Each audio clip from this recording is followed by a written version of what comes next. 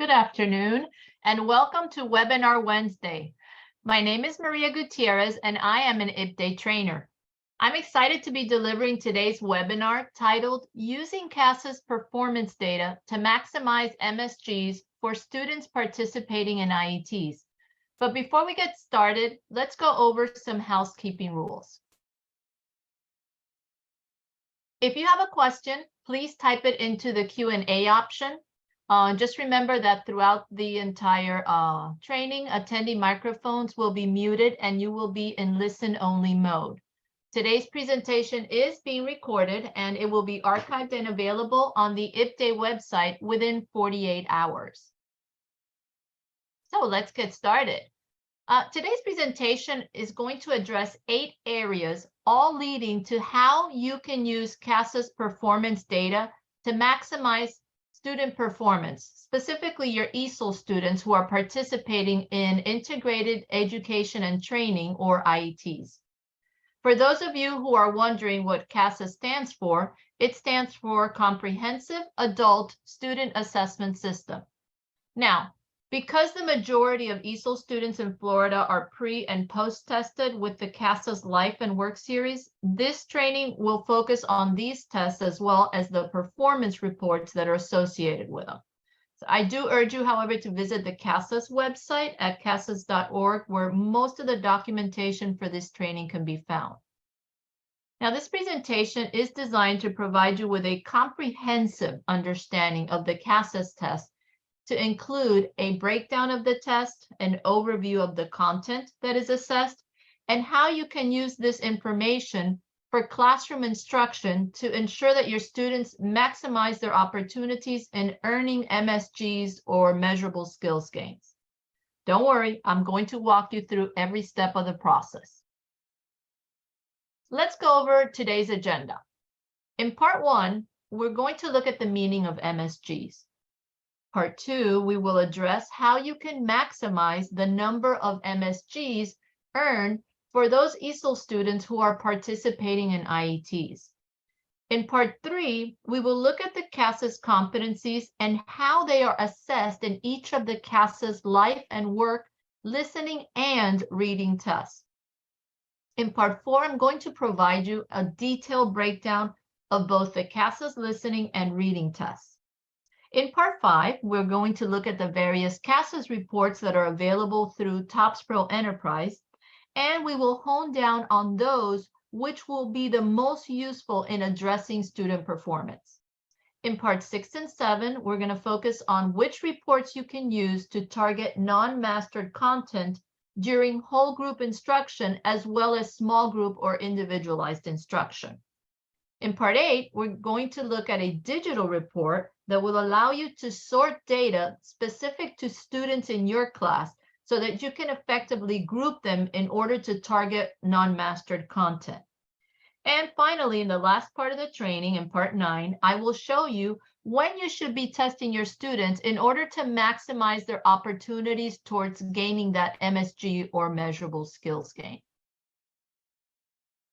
Okay, so let's begin with MSGs.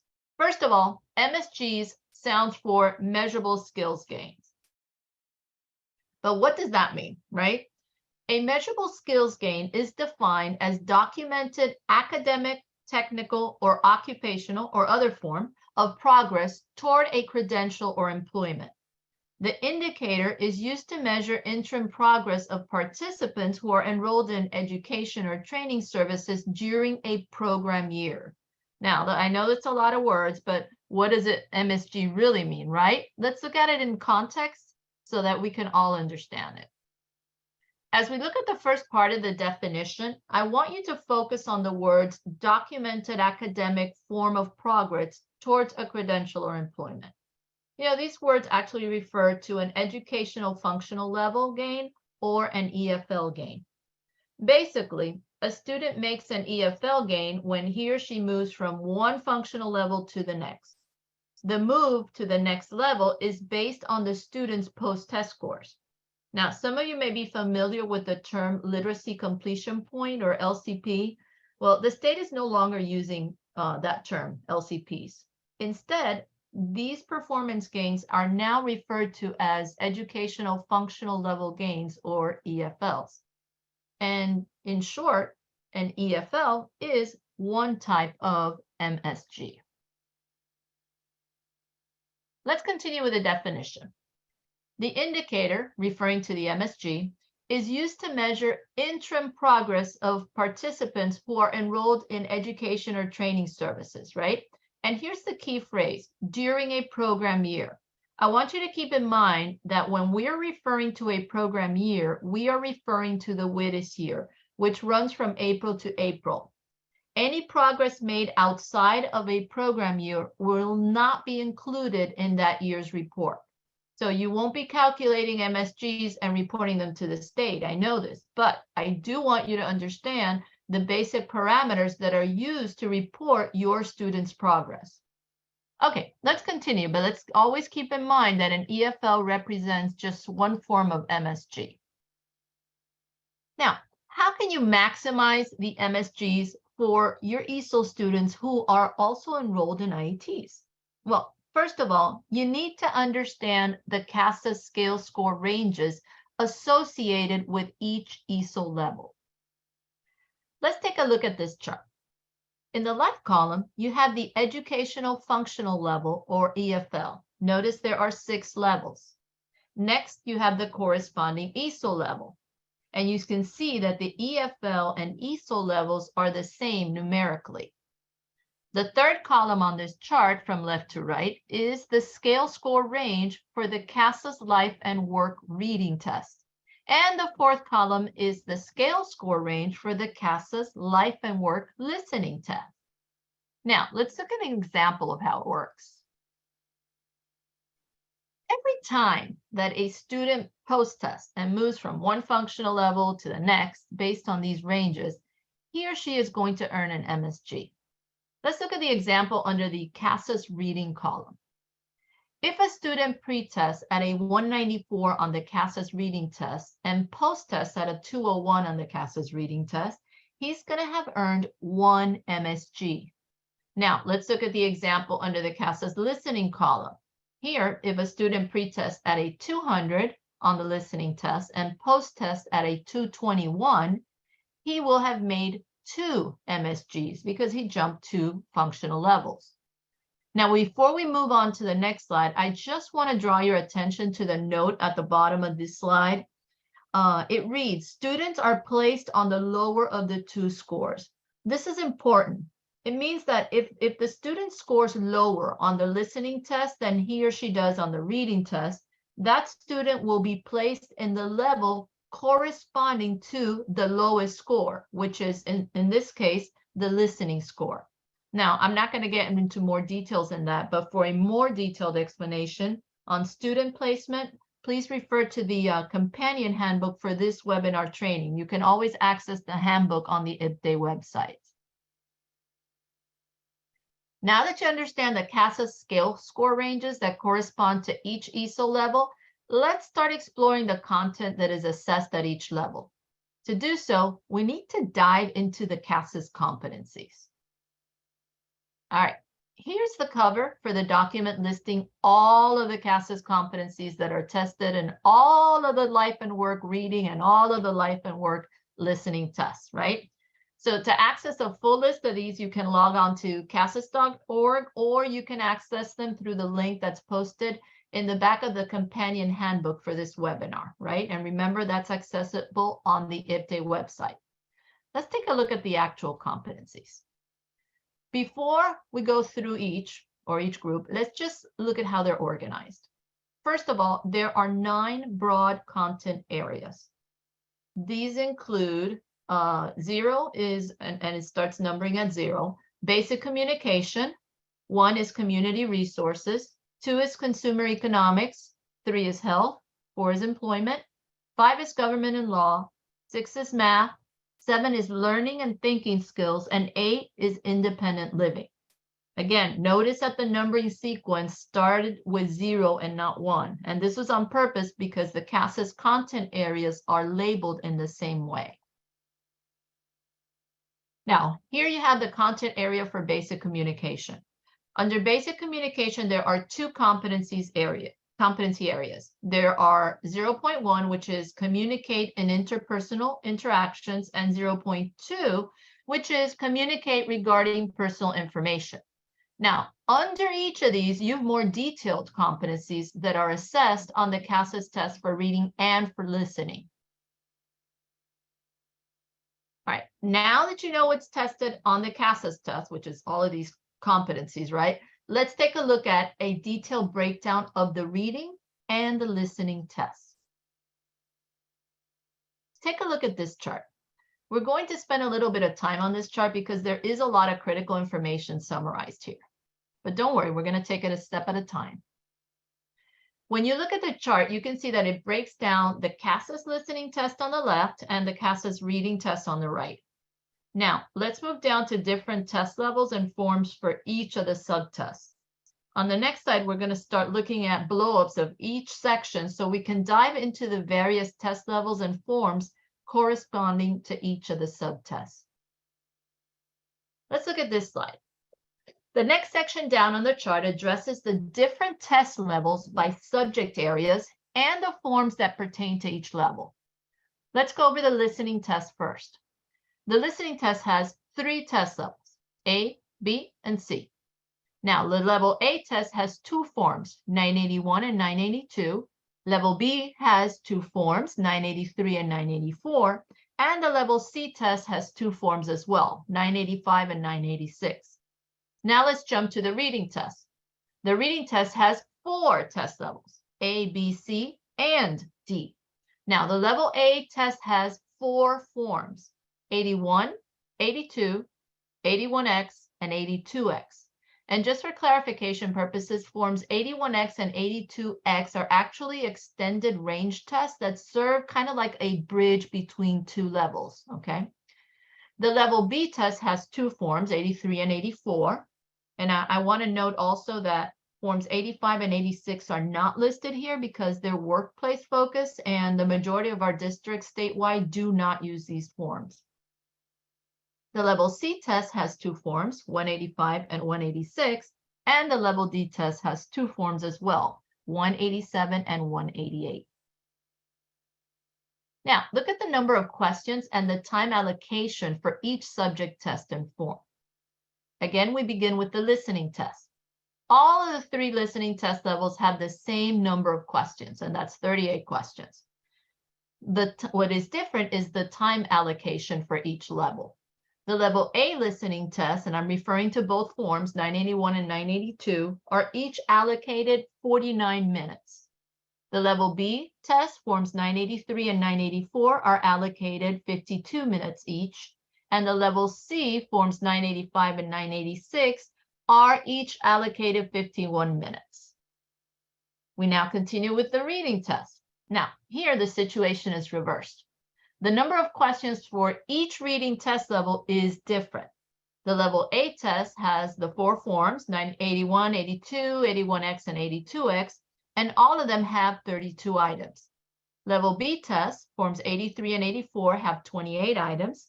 Level C test, forms 185 and 186, have 32 items, and the level D reading test, forms 187 and 188, have 38 items. What is the same is that the time allocation for each level is 60 minutes. Now, as we look at the type of questions that are covered under the listening and the reading test, notice that the listening question types are referred to as item types, while the reading question types are referred to as tasks.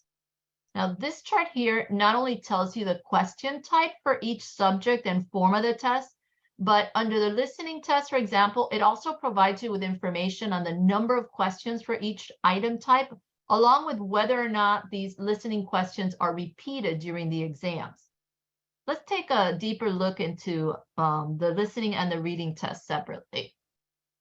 Let's start again with the listening test. So the level A listening test has 3 item types. That is the picture prompt, next the comprehension question, and predict the next line of dialogue.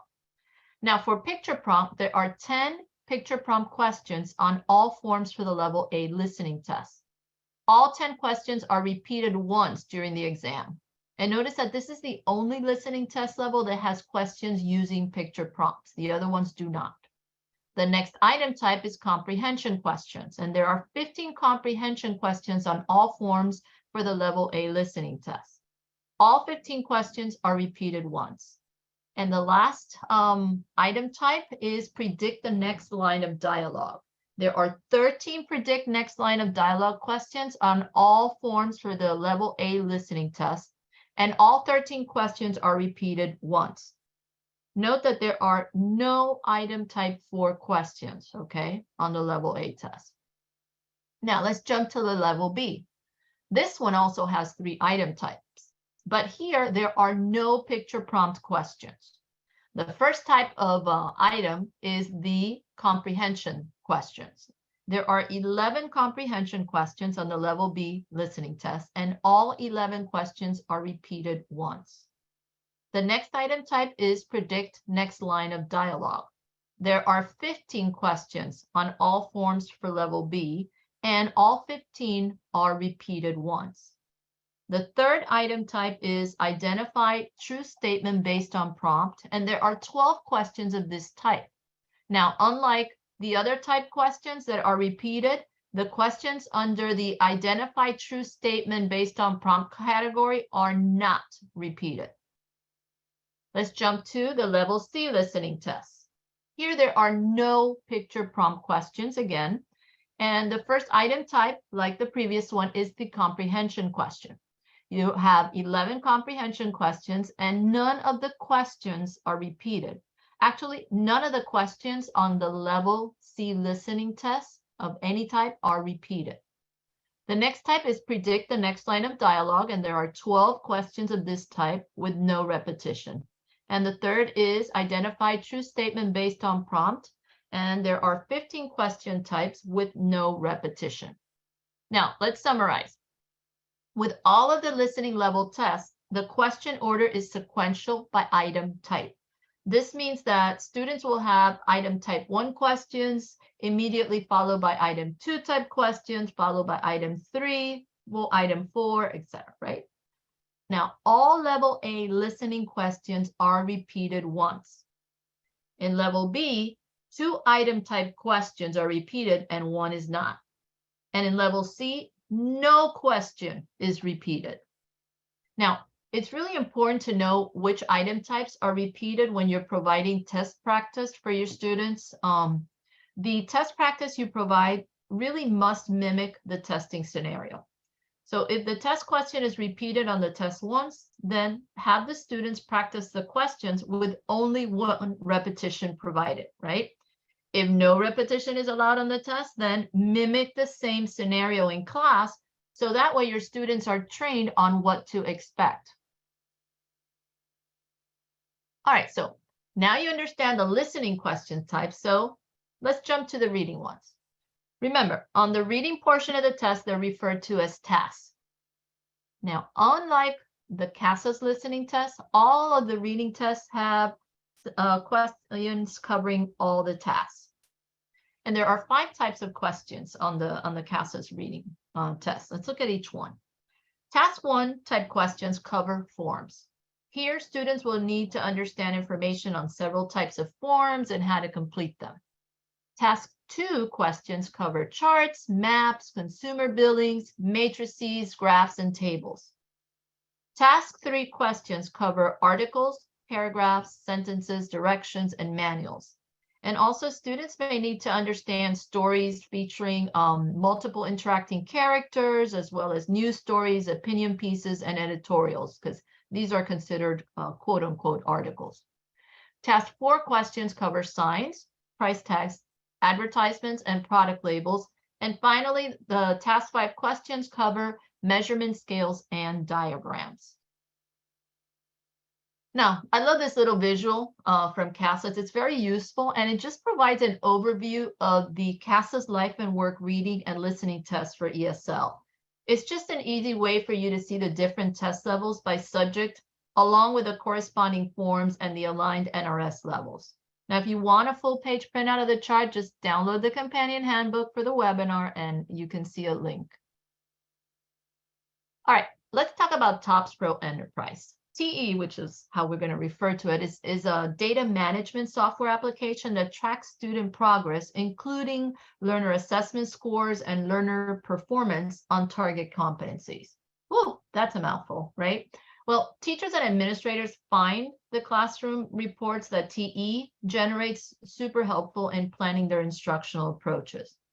Now, all of the CASAS reports that I'm going to reference in this training can be downloaded from TE or TOPS Pro. I know that most of you do not have access to download these reports, so it is imperative that you have a conversation with your immediate administrator and your test chair so that you can regularly receive the selected reports every time that one of your students pre or post tests, because you want the latest data.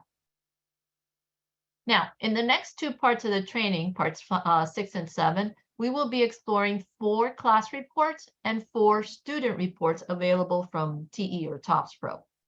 Here, you see basic list of these reports. The first set of reports consists of the 4 class performance reports, and the second set consists of the 4 student performance reports. All right, so now we're at part 6 of our training. This part focuses on using CASAS reports to target whole group instruction. Now, there are a lot of CASAS class reports produced by TE, but in this training, we're only going to focus on those reports which will give you the biggest bang for your buck. Otherwise, you're just going to be overwhelmed. Now, the class competency performance report shows how a class responded with respect to the competencies measured on a test form. The different report views aggregate data in different ways for a specific class. So these reports are meaningful, especially if you're going to do whole group instruction. Now, in the next couple of slides, I'm going to go over basic information that's found on each of the 4 reports that are listed on each slide. Let's begin with the class performance by test item and competency report. That's a long title. This report shows the percentage of students in a class who answer a particular item correctly on any given test. Now, in its digital file download option, and there is a digital option, this report can also be sorted by item number, by percentage correct, and competency number. Let's look at the excerpt of this report on the slide. First of all, notice that the key information boxed in green at the top of the report includes class, teacher, test subject, level, and form, and the number of students who tested under these categories. When you look at the bottom half of the report, which is boxed in red, you can see that it lists different CASAS competency numbers, along with a percentage of students who got that particular competency correct. And you also have a column identifying the task in which the question was presented, along with a description of the competency, so you don't have to look it up. Look at position number 3 in this example. So under this example, right, in this question, the main competency that was tested was 0.2.3, which reads, interpret or write a personal note, invitation, or letter, right? And if you look at the report, 66% of the 3 students who tested got this competency correct.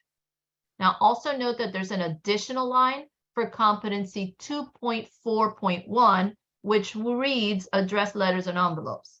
This additional line is not in bold print, right? And it has no task assigned. What does that mean? It means that if it's not bolded and there's no task assigned, the competency was tested, it was included in the question, it was just not the main competency that was tested. The main competency here was 0.2.3, and that's why you see it in bold and you actually have task number 3 aligned to it. Let's move to the class performance by test and competency report. So this one provides similar information to the test item and competency, but it displays the percentages by test form rather than by test item. So for example, if a CASAS test form has 2 items that address competency 2.5.4, like in the example above, then it'll give you 1% for all of the items that contain that competency, rather than give you individual percentages for each test item.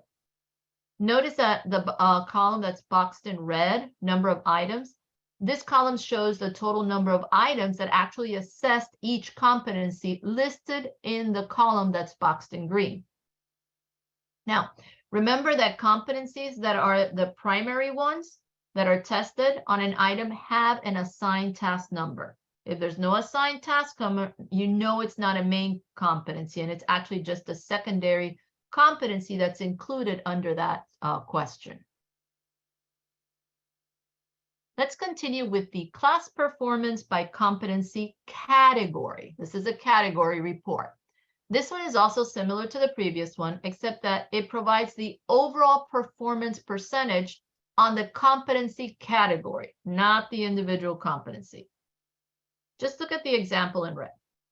3.2 is the competency category under the health category, which is assigned the number 3, right? To know which specific competencies need to be addressed under 3.2 competency category, you would need to focus on the previous report, right? Because that one gives it to you by individual competency. This one is just the category. All right, let's move to the 4th class report, and that is the class performance by task. I love this report because it actually focuses on the different question types or the reading tasks and how the students performed on each. And this report is extremely useful for targeting the types of questions the students are having difficulty with, right? The ones they need to master on the reading test. Now, in case you forgot, there are 5 tasks on the reading test, and they're displayed here in the yellow box. Now, before we proceed to the subsequent section, let's just summarize the CASAS competency performance reports by class, and these are the ones for whole group instruction. The report titled Class Performance by Test Item and Competency concentrates on the percentage of students in a particular class who have answered a specific item correctly on a given test. The report Class Performance by Test and Competency contains similar information, right, as the test item and competency one, but it presents the percentages by test form instead of by test item. The report Class Performance by Competency category presents the overall performance percentages regarding the competency categories rather than the individual competencies. And the last one, the Class Performance by Task, focuses on the student performance on various reading tasks or question types. Okay, so we are now at part 7 of the training, which is on using CASAS reports to target the small group or individualized instruction. Okay, here are the 4 CASAS competency reports by students. The ones we just finished looking at were by class. These are by individual students. And the student competency performance reports show how a student responded with respect to the competencies measured on a test form. Now, the different report views aggregate data in different ways for individual students. These reports are extremely meaningful, especially for individual students, because the competencies put learning in a functional life skills context for them. Now, in the next couple of slides, I'm going to go over the basic information found on each of the 4 reports that are listed on each of the slides. Let's begin with the student performance by test item and competency report. Notice the names are similar to the class reports, except that rather than class, they have the word student. This report shows each test item, the competency tested on each test item, whether or not the student got the item correct, and the task format in which the item was presented. That is a lot of information, useful information. Next is the student performance by test competency report. Now, this one focuses on the competencies tested, the number of items covering each competency, the percentage correct, and the task. So the report is useful if you want to focus on specific competencies that a student may not have mastered. You can also use the report to group students who have not mastered the same competency or group of competencies. The third report is the student performance by competency category, and it's a very general report. It shows the competency category and the percentage correct for each category. It also has a list of lists the number of items per category. Now, as you can see, this report isn't as useful as the other ones. And given that there are so many reports, I don't want to overwhelm you. So remember that the focus of this training is to be able to identify and use the CASAS reports that are basically going to give you the biggest bang for your buck, right? So at the end of this section, we're going to go back and look at which reports are best for small group or individualized instruction, just to review. The last student report is the student performance by task report. And this one shows different tasks on the reading test and how the student performed on each task. It is useful for targeting the types of questions that an individual student may need to master, right? And you can also group several students together who are having difficulty mastering a particular reading question type or task. And again, there are 5 tasks and they are displayed here in yellow. Okay, so let's summarize the CASAS competency performance reports by student, right? First, the student performance by test item and competency shows each test item, competency tested on each test item, whether or not the student got the item correct, and the task.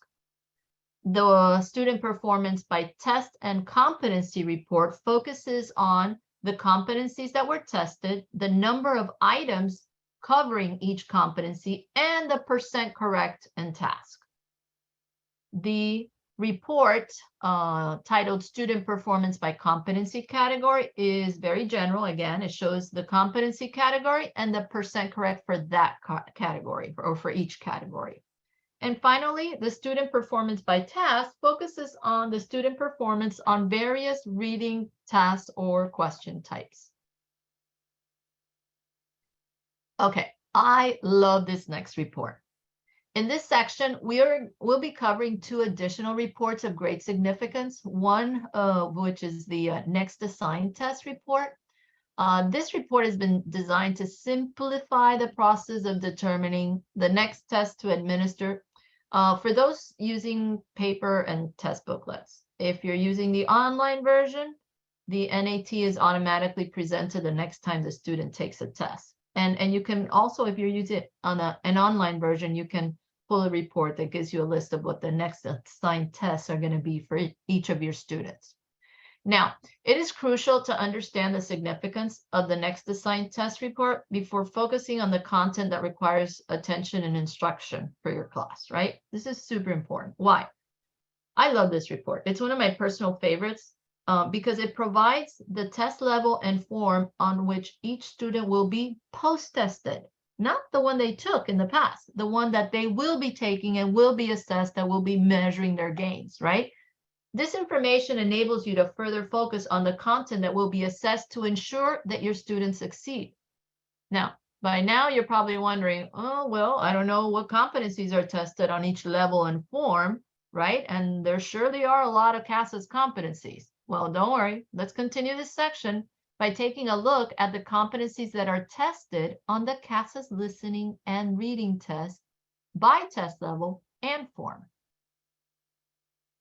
And here it is. Look at these 2 competency content charts for the CASAS reading and the CASAS listening tests. These are provided by CASAS, okay? If you want a full-page printout of these charts, again, just download the companion handbook and you'll see the link so you can download the full charts. Now let's take a closer look at the reading one, right? The life and work reading competency content chart. Notice you have the test levels and the forms at the top. The reading chart contains 2 pages, right? And under each test level and form, you have the corresponding number of items. Now, in each column, under the number of test items, you have a list of the individual competencies that are tested. These competencies are already grouped by competency group, right? 1 per box. And notice that some of the competencies actually have a number in parentheses. Now, this number indicates the maximum number of questions possible for that particular competency. So in other words, it tells you how they're weighted. And those competencies with no parentheses have only 1 question. Now, I'm not going to go over the listening competency content chart because it is built exactly the same way as this reading one, but I hope you see the value of this particular chart. Now, let's make a very important connection with the next assigned test report and the CASAS competency content charts. Now, using the information on both of these documents is going to provide you with an exact roadmap of the competencies that will be assessed for each student on their post-test. So, to make a really quick targeted student plan for each student, simply provide each one with a copy of the reading competency content chart and the listening one.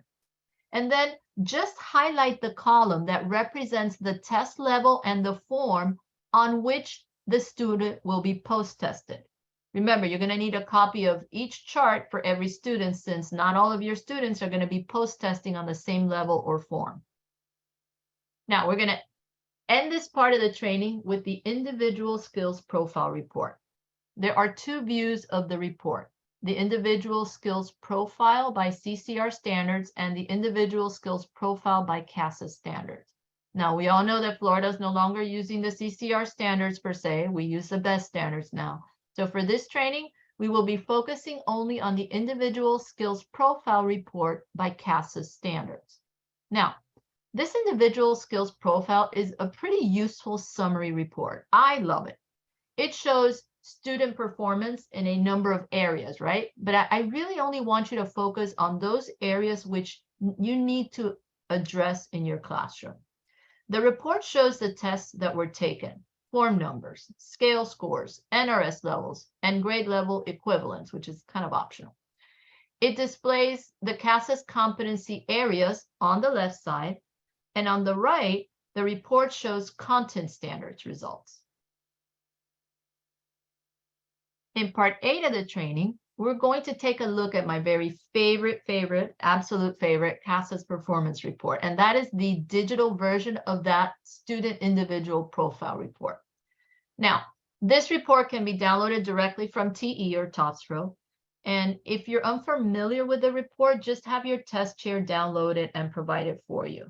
Now, because the report is in digital format, you should request a new download every time your class list changes. So every time you get a new student or one is dropped, you want a new report.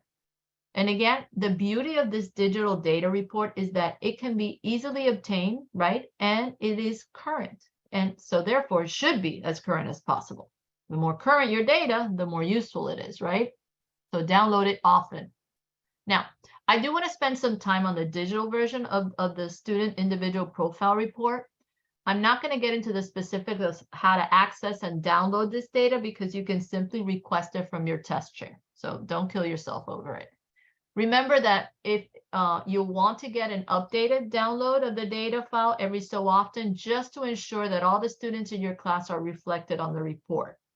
So if your program is open entry, I download it at the end of every week or every month, depending on when any new students are added to your class.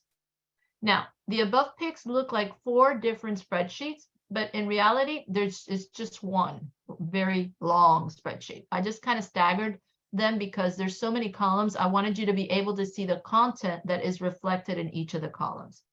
Now, just to clarify, the original download of this data is in a CSV file. I imported it into Microsoft Excel, and then I saved it as an Excel file. Then I formatted the columns and added color to the headings just to make it easier to read. Now, once you import the file into Excel and you make any changes, it is critical for you to remember to save the file as an Excel file. If you forget and you save over it as a CSV, you will lose any and all changes that you made to the spreadsheet and you'll have to start all over again. So make sure you save it as an Excel file. Now, let's go over each of the sections and columns. First, I named the report Student Individual Profile CSV. The yellow section displays program details and student details. In a couple of slides, you'll see that I've hidden some of the columns which are not really necessary, such as the agency, but you'll see that. Now, the most important information to display here is simple: student ID and student name, and I boxed these in red. The student names have been omitted here just because I want you to note that That's why the IDs, I do want you to know the IDs are repeated. Okay, they are repeated because there are multiple lines of data for every student. So I omitted the names because this is an actual report and we don't want to share student data, but notice the multiple lines belong to the very same student ID. Now let's move to the blue section, which displays the test results. Okay, just going to refer to the most important pieces here. Modality refers to the subject, so could be listening, could be reading. The form refers to just that, the test form on which the student tested. So in this example, it's the 982L, L for listening. Next, you have the test date, and to the right of that, you have the skill score. Now, I want you to jump to the NRS level, the form level, which is actually the test level, and the total items, which refers to the total number of items, right? The correct column, which tells you how many questions the student got correct overall, and the attempted column, which refers to the number of questions the student actually attempted to answer. Now, the purple section focuses on a more detailed analysis of the test. And notice that in this section, each line of data is different, whereas in the student details and the test details, right, all the lines of data per student were exactly the same, right? This one is different. In the first column, in the purple, you see category. And this refers to one of three categories. It could be a competency, a content standard, or a task. Next, you have the subcategory code, and that refers to the CASAS competency, content standard, or task number that corresponds to the category in the previous column.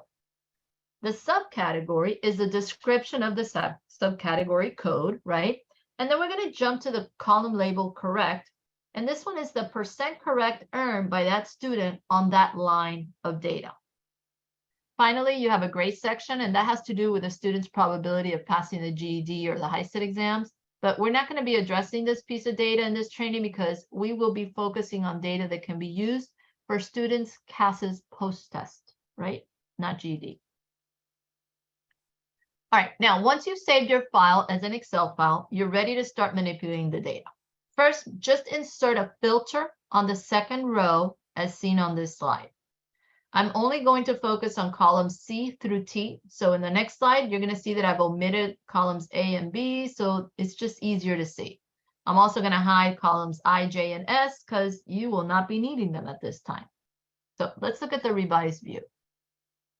On this slide, I want you to note that I've hid the columns, right? And there is really a lot of data on this download. Again, I'm just going to focus on those pieces that are going to make the biggest impact on your students' post-test performance, right? Let's take a look at the data on the clip. The yellow section contains student name and ID, right? So now you know that you can filter information by individual student, or you can even select multiple students, a group of students, so you can group them in class. The blue section contains details about the test. Here you can select the modality, listening or reading, and then you can look across the other columns to the right of modality, right? And now, since you have a filter at the top of each column, you can filter any of the data separately for each column.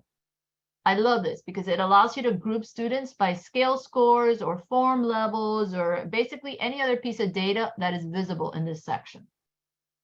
Now we get to the purple section. I want to focus mainly on two options under the category column. These items are the competency and the task. Now, as you become more and more proficient with the CASAS test and the performance reports, right, and everything CASAS, you will learn how to use additional data points that are available in this report. But for now, we're just going to stick to the basics. If you want to see what question types a student or a group of students is having difficulty with, just filter the task. If you want to see what competency group a student is having difficulty with, just filter the competency, right? Now, let me draw your attention to the column titled correct. I love this column. I'll tell you why. You can filter students who have less than 75%, right? Just to target them for instruction and remediation. For example, like if you have a student that is at 75% or 75% mastery, right? You know that this student does not need additional instruction in this competency category or subcategory, right? Or task, depending on what you're focusing on. So now anything less than that, you probably want to say, need to target this student, need to remediate that particular competency. Okay, so now I've gone over the most important pieces of data on the report, right? I'm going to urge you to request a digital copy from your test chair.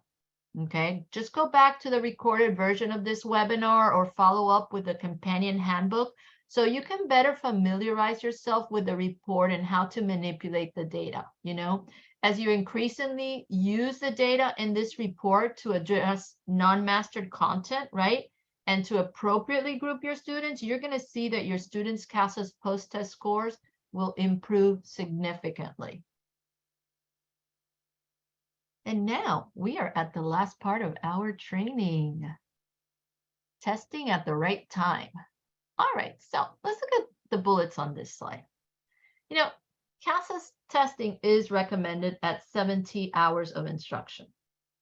In these 70 hours, you may include lab hours or hours on any remediation or instructional ESOL software, such as maybe you're using Burlington English or some other software, when you're calculating those 70 hours. You can also include IET hours. And when I say IET hours, I'm referring to hours of instruction on the CTE component. And after all, you got to remember that the content is delivered in English, right? I want you also to understand the importance of retesting only those subject tests that the student has failed, okay? I want you to schedule testing individually based on mastery of content. So don't just say, oh, the whole class is testing this Friday, right? Don't do that. Use the students' reading competency content and listening competency content charts that we addressed earlier in the training, just to identify when the student has mastered at least that 75 to 80% of the actual content that's going to be covered on the post-test, right? So as you go through these competency charts, or the student goes through and instruction continues throughout the trimester, you should be crossing out those competencies that are mastered, right? Leaving you with a percentage.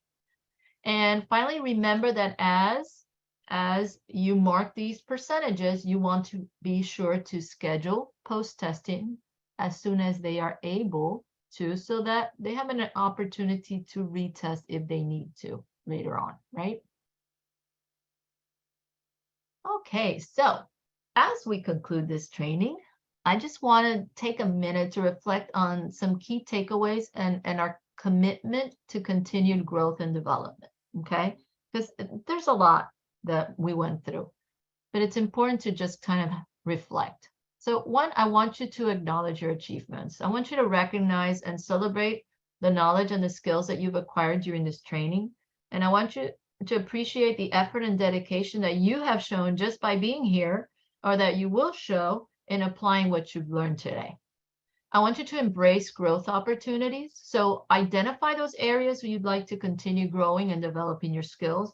And always keep an open mind and be receptive to feedback, recognizing that, you know, every challenge is an opportunity to learn and grow. I want you to set actionable goals, you know, set specific, measurable, achievable, relevant, time-bound, smart goals for your continued development. Develop a personal action plan so that you can progress in your identified areas of growth. And stay engaged and seek support. You know, maintain your connection with your peers and with us, with your IPDA trainers, and lean on them and on us for encouragement, for advice, for shared experiences, right?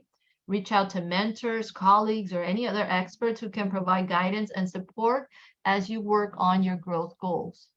And always remember the journey. Embrace the idea that personal and professional growth is a lifelong journey, and continually seek opportunities to learn, evolve, and improve. You know, revisit your reflection and your goals, and you're going to see your progress, right? And if you need to, adjust your action plan. Now, as you move forward, remember growth is an ongoing process, and the skills and knowledge you've gained during this training are just the beginning. So please keep striving for excellence, never stop learning, and keep joining us during these webinar Wednesdays. Right, at this moment, we're just nearing the end of our training. I just want to take a minute to thank each of you for your commitment.